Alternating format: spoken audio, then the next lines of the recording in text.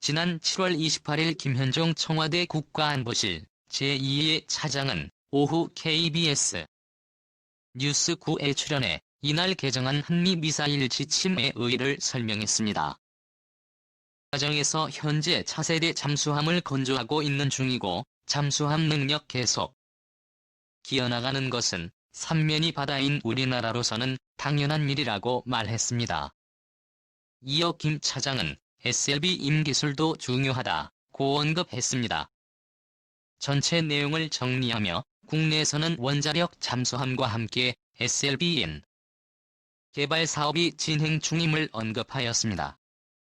이들 중에 원자력 잠수함이 기본 연구 단계인 것과 비교해 한국형 SLBM은 올해 안에 완성될 예정입니다. 그래서 한국형 KSLB임과 함께 극초음속 부스트 글라이드 무기에 대해 잠시 소개해보고자 합니다. 북극성 -1호 발사 장면입니다.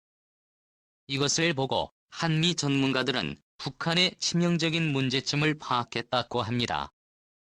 한국형 KSLB-2M 사거리는 800km. 북한이 지난 2017년에 북극성 1호 SLBM 시험 발사에 이어 네 번째 핵실험까지 성공하자 한국도 언론을 통해 2017년 7월에 해군 참모총장이 장보고 3급 잠수함을 위해 한국형 SLBN 개발을 시작했다고 발표하였습니다. 사실 국방부가 국내 언론을 통해 한국형 SLBN 개발 사실이 짤막하게 공개했을 당시 국방부와 해군 관계자들은 주변국의 반발을 우려하면서 상당히 긴장된 상태로 상황을 주시하고 있었다고 합니다. 하지만 중국이나 일본, 특히나 중국이 이렇다 할 정치적 반대 의견을 발표하지 않아서 크게 안도했다는 소식도 들려옵니다. 현무 2앱 발사 장면입니다. 현무는 이는 한국의 2000년대 초반 탄도미사일 기술을 보여줍니다. 즉 오래된 기술입니다. 현무 2B를 기반으로 개발했다. 한국형 KSLB 임상업이 공개되었을 당시 관계자들은 현무 -2B 기술을 바탕으로 한국형 SLBM이 개발될 것이라고 짤막하게, 즉 사거리 500km급의 탄두 중량 500kg급을 개발한다는 것이죠. 하지만 이것은 당시 일반에 공개되었던 가장 우수한 탄도 미사일이 현무 -2B였기에 그냥 편의상 사용된 것에 불과한 용어라고 합니다.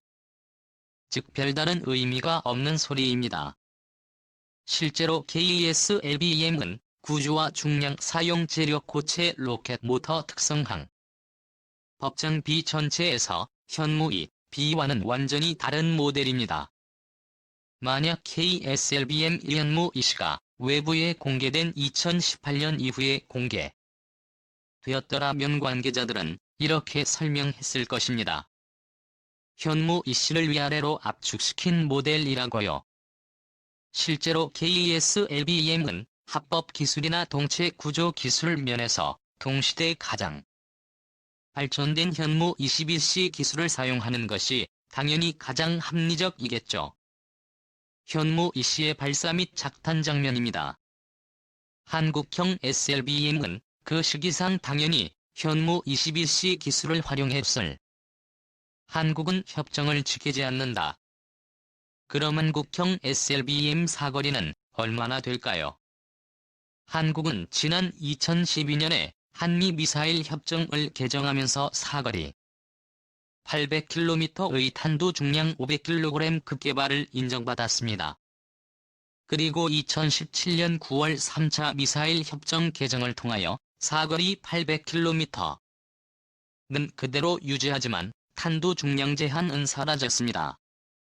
2020년 3월 국방과학연구소는 사거리 800km의 탄두 중량이 톤급의 현무4 탄도 미사일 2발을 발사했다고 발표하였습니다. 이것을 보면 국방과학연구소가 2017년 9월에 한미미사일 협정이 개정된 이후 무려 2년 6개월 만에 탄두 중량이 톤급의 현무 -4 탄도 미사일을 개발했음을 의미합니다. 이것이 가능할까요? 관계자들에 따르면 현대식 탄도미사일 개발하는 데는 최소 5년 이상 통상 7년 이상의 시간이 소요된다고 합니다. 결국 한국은 한미 미사일 협정을 제대로 지키지 않는 것보다는 한미 미사일 협정의 개정을 사전에 예측하면서 탄도미사일 개발을 수행함을 알. 그럼 KSLBM은 어떠할까요? 관계자에 따르면 정부가 SLB인 탑재를 공식 결정해 이를 장보고 3급 설계팀에 통보한 시기가 대략 2013년이었다고 합니다.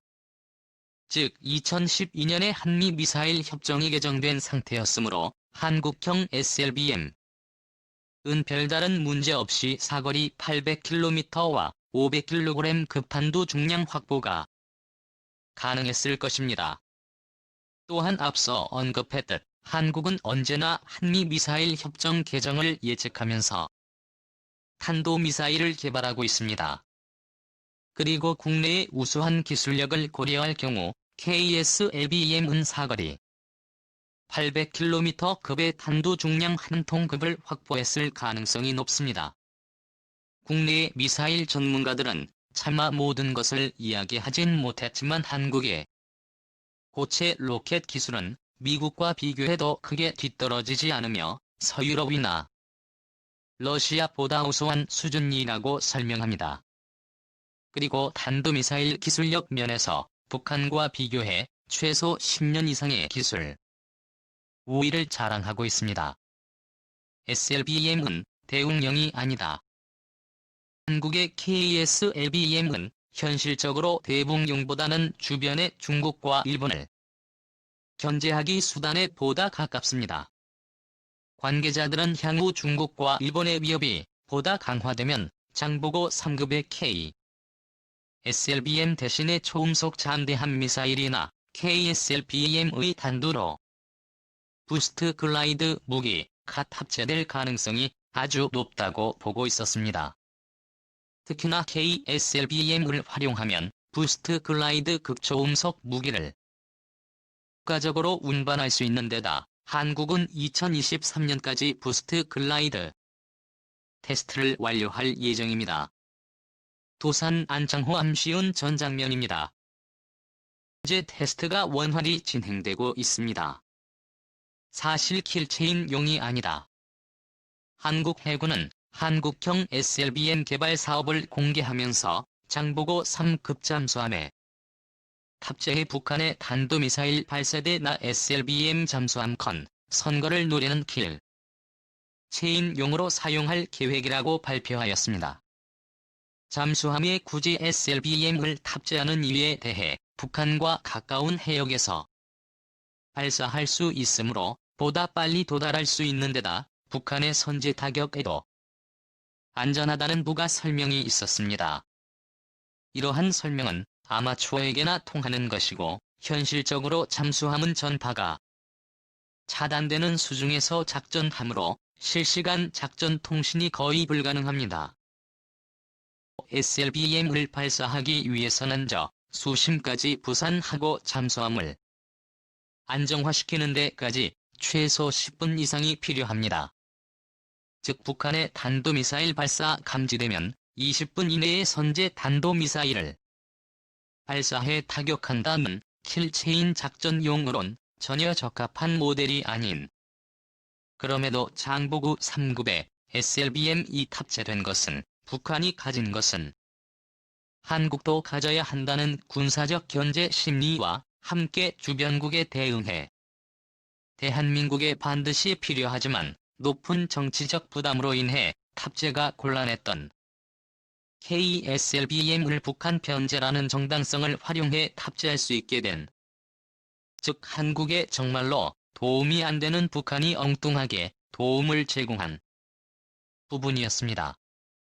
부스트 글라이드 무기가 방출되는 장면입니다. 부스트 글라이드 무기는 통상적인 탄도미사일 부스트를 이용해 고도와 속도를 한국형 부스트 글라이드 탑재. 한국형 SLBM은 그 개발 목적이 주변국 견제에 있습니다. 그래서 한국형 SLBMA는 일반적인 탄도 대신에 현재 국내에서 개발 중인 부스트 글라이드 방식의 요격 회피형 유도무기 갓 합체될 가능성이 높다는 견해가 나오는 것입니다. 2020년 6월 10일 대한민국 국회 입법조사처는 극초음속 무기체계 국제개발 동향과 군사 안보적 행위를 통해 국방과학연구소가 2018년부터 마하5 이상의 지상 발사형 극초음속 비행체를 개발하고 있으며 2023년까지 비행시험을 완료할 계획으로 알려져 있다라고 공식 소개하였습니다. 그리고 현재 이중년 소램제트 방식을 사용 중인 극초음속 무기 개발 사업도 공개되었습니다. 이들 중에 2023년까지 비행시험을 완료한다는 것이 바로 부스트 글라이드 방식의 무기체계이므로 이를 잠시 소개해봅니다. 미국 육군이 2023년에 배치할 예정인 LHW 부스트 글라이드 탄두 루스트 글라이드란 우스트 글라이드형 무기체계를 설명하면 탄도 미사일 기술의 연장선상에서 출발한 모델로서 상승 단계에서는 통상적인 탄도미사일처럼 고체 로켓 부스터를 활용해 100km 정도의 고도와 마하 10 수준의 속도를 확보하게 됩니다. 통상적인 탄도미사일은 최대 고도까지 상승한 이후 그냥 호물선을 그리며 하강하지만 부스트 글라이드는 재도립체가 고체 로켓에서 분리된 이후에 아래로 향하며 낙하하지 않습니다. 그 대신에 재도립체가 60km 정도의 고도에서 받은 각을 형성하도록 몸체를 세운 이후 마하 이상의 극초음속 비행 시에 발생하는 충격파를 활용해 대기권 상층부에서 미끄러지듯 튕겨오르게 됩니다. 부스트 글라이드 무기 체계는 이 과정을 마치 서핑보드 나물수제비처럼 반복하며 표적을 향해 비행하며 표적 인근에서 고속으로 낙하도립하는 방식으로 비행하게 됩니다. 즉 부스트 글라이드는 별도의 추진 체계가 없이 무동력 글라이더처럼 강함으로 극초음속 글라이더로 호칭되기도 합니다. 세계 최초의 부스트 글라이드 무기인 중국의 DF-17입니다. 부스트 글라이드형 무기는 중국이 이미 DF-17을 실전 배치했으며 미국도 2023년 내 MBM-192 퍼싱 3리터 HW 배치를 발표할 정도로 상대적으로 기술적 장벽이 낮습니다. 그리고 일본이 2026년까지 지상 공격형을 2028년까지 대함 공격이 가능한 부스트 글라이드 방식 극초음속 무기 개발 사업을 발표한 부스트 글라이드 무기의 장점은 또 강대국들은 최근 배치가 시작되고 있는 부스트 글라이드 무기체계 틀을 탄도미사일 이상의 위협으로 간주합니다. 그 이유는 통상적인 탄도미사일은 발사 후 발사 지점과 표적 지점을 잇는 최단거리를 포물선 비행을 통해 접근합니다. 따라서 탄도미사일이 궤도 정점을 지나 낙하하기 시작할 때 미사일의 속도와 고도 방위를 추산하면 비행 경로와 최종 낙하